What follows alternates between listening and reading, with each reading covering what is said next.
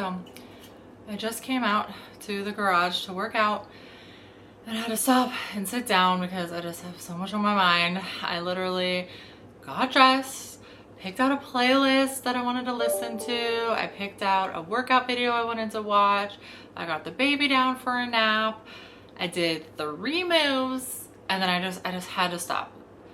And it just goes to show when they say, just get started, because once you're there, you're just gonna keep going. That is a lie. And because of that, I've been inspired to share why I no longer work out, and also debunk some of the advice for why working out doesn't really work for me. Now, I'm a mom of 4. I'm 3 months postpartum with baby number 4. So my body is definitely not in top shape right now. I'm no longer 22. I'm now 11 years older than that. I'm now a mom who's had 4 C-sections. I know my body is not the same as it was before. And I know how important it is to work out and to move your body and to be strong. I'm holding babies, I'm nursing babies, I'm chasing around my kids. And I've even personally experienced what it's like to be in pain because of not being strong enough. So during my postpartum days with my last baby, I injured my back from poor posture, from having a weak core. That was one example. Another example is not being strong enough to lift the boxes of Christmas decorations up into storage. So I basically starting at ground zero, starting over, and starting at being a beginner on this fitness journey. Even though it sounds so pathetic that I literally can't lift these Christmas boxes up over my head, just the thought of going to the gym or going to a workout class or even literally going into the garage is what I struggle with. I really have no interest in doing it. And even when I do go and I do it and I force myself to, I don't enjoy it. I've tried mixing up the types of workouts that I do: yoga, dance workouts, HIIT workouts, hiking. And I do like outside workouts, maybe like going for a walk around the neighborhood or going hiking, but that's not something that I can do on a daily basis. I live in the middle of Los Angeles. I can't just go for a hike in the wilderness every day. It's just not realistic. It's not something I can reasonably do to make a habit. And so it's either work out in a way I don't want to work out or do nothing. So I'm kind of stuck with nothing. And I realize that's obviously not the best choice for me long term. And so I've been looking into tricks or hacks, so to say, that will help make working out a priority in my life the way that it is now. I have heard every tip and trick on ways to incorporate a workout into your daily routine, ways to create habits and make it a routine, and blah, blah, blah, blah, blah. So here are the top 10 pieces of advice that I found and how I debunked them to prove that they don't work for me as a postpartum mom, and also what I'm gonna do about it. Number 1, wake up early at 5 a.m. and work out first thing so you don't run out of time later. Now this is probably the top suggestion, a very common suggestion to stay consistent. However, I have a 3-month-old. He does not sleep through the night. I am up for a few times a night, maybe from like 3 to 4 a.m. every night. So I'm already losing an hour of sleep. And this is not the phase of my life to be waking up early to work out. I wake up about 6 a.m. anyway, which is an hour before my kids do. So I already wake up before my kids, but I'm open to trying this something later on once my baby is sleeping through the night. Number 2 is to sleep in your workout clothes and work out first thing in the morning before your body realizes it's awake. This is very similar to the first one, but it's almost worse because now you're sleeping in spandex, which is not comfortable, and then you have to trick yourself into working out.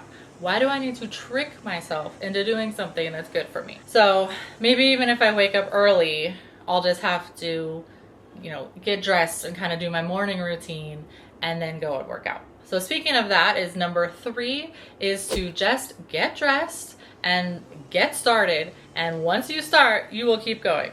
This is a straight up lie because I just did that and I did 3 moves of a workout before I just stopped and plopped my butt down. And I was just sitting there thinking about how much I don't want to be there. And if I'm just thinking about that in that negative way, I'm just going to stop what I'm doing. I do not enjoy being miserable. Sometimes the hardest part of doing it is getting started, but even with such a great home gym in our garage, even that low barrier doesn't help me get started. Being out here and being ready to go still isn't motivating me enough to get started. And number 4 is to work out before your kids get up so you're not interrupted in your workout. And again, this is another trick to work out in the early mornings, which I personally have not had success with doing it. And I do agree with this. My kids do interrupt me when or even when Eric's or working out in the garage. They want to sit on my lap when I'm on the ground, or they need my help with something they're doing. They can get underfoot, which then turns into something dangerous if you're using heavy weights. But then there's positive aspects, like they get to see us take care of our bodies and learn how to spend time taking care of their physical health. They often join in with us doing like a dance moves with me, or they'll do like a down dog yoga move, or they'll like do squats with us, and they think that it's fun. So in a lot of ways, I do want my kids there with me while I work out, even though I do get frustrated at the interruptions. I get frustrated at getting interrupted. They get frustrated because they're not getting the attention that they need and that they think that they deserve at that time. And the workout ends with no one happy.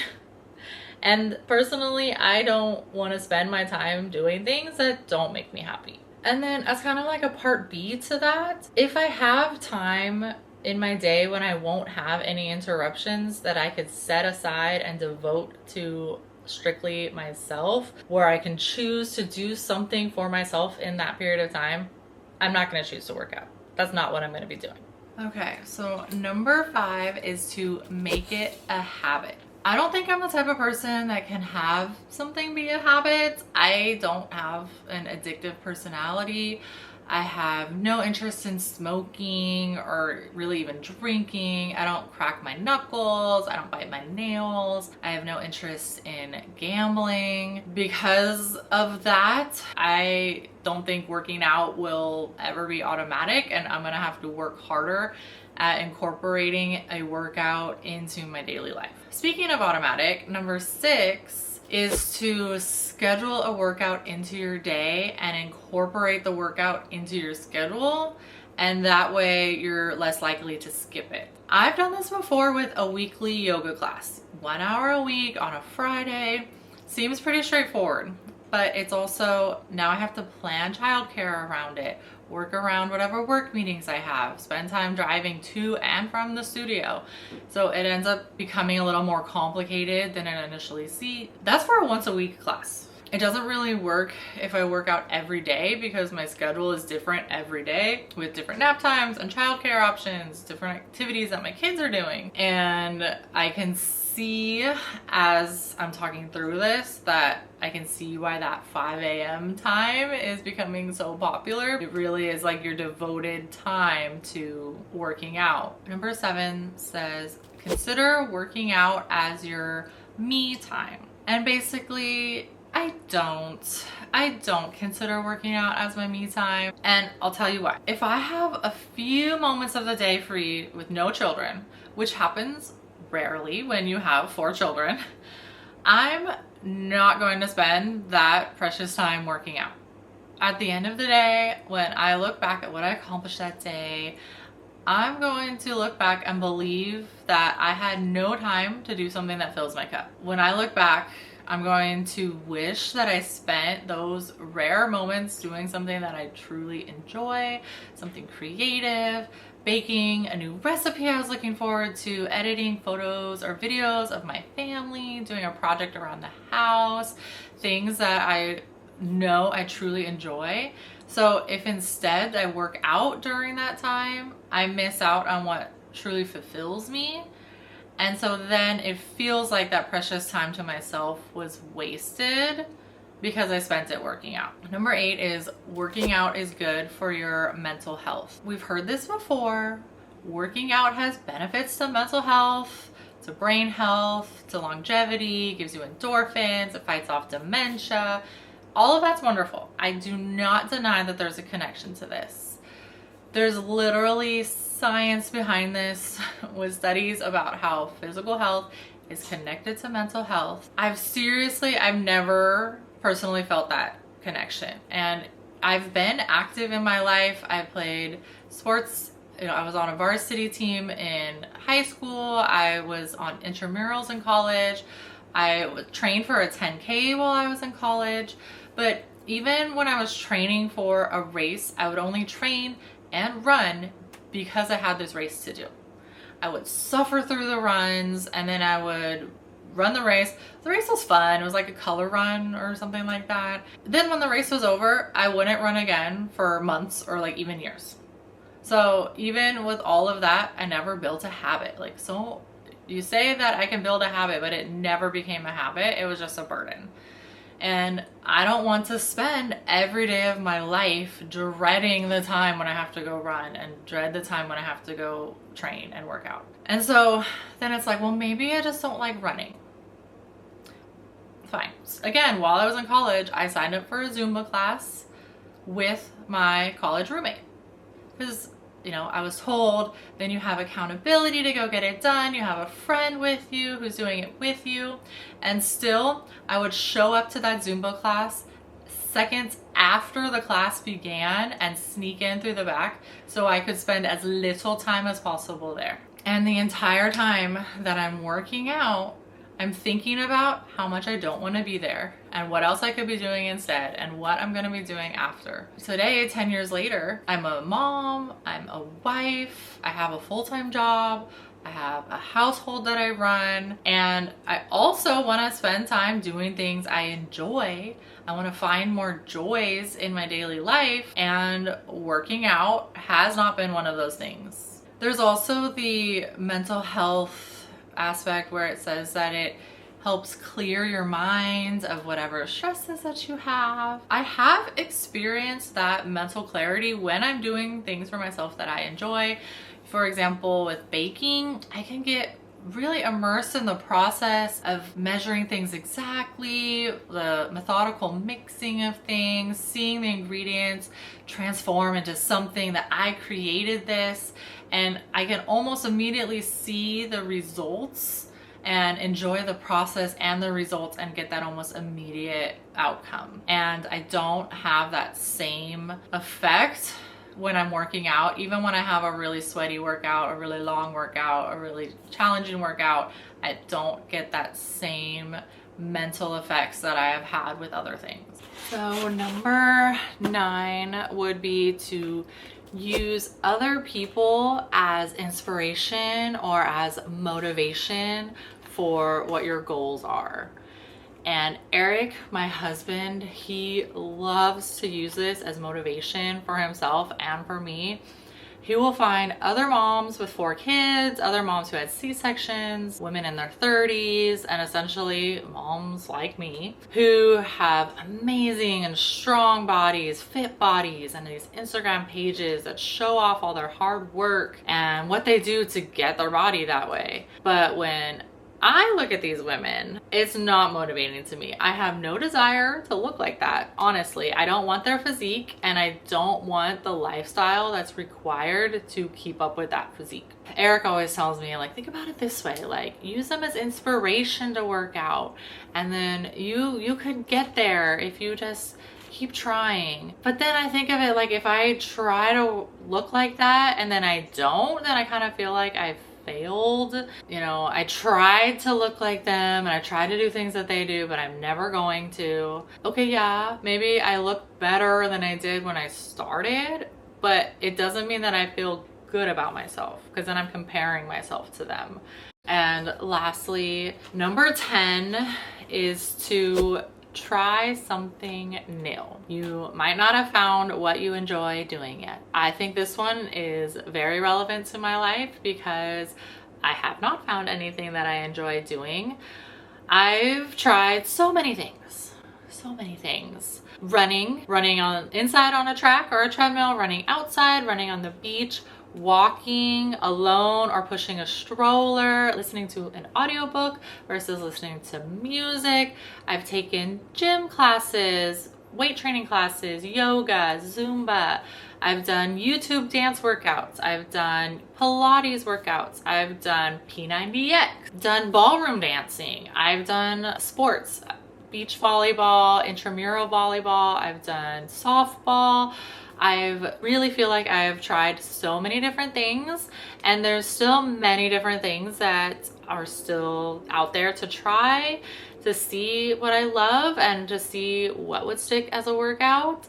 I'm thinking maybe like rollerblading. I'm thinking maybe like boxing. There's a couple different options of things. I haven't found what I enjoy doing as a workout yet, so I need to keep trying new things. I do one day want to enjoy movement and enjoy being physically healthy, but I don't enjoy working out. Very similar to me with reading, because this seems like a weird connection, but when I was in high school, you're reading literary fiction, you're forced to evaluate the plot and evaluate the characters, and then it makes reading not fun. But when I get to pick which books I can read and I can explore many different genres of books and read for fun, then I love reading. So it's kind of a way to like continue that comparison. I don't think I've found the right genre of working out to do. Now, I do incorporate movement into my daily life. I take breaks from my desk while I'm working. I play with my kids. I go to the park. I'll throw the ball for the dog.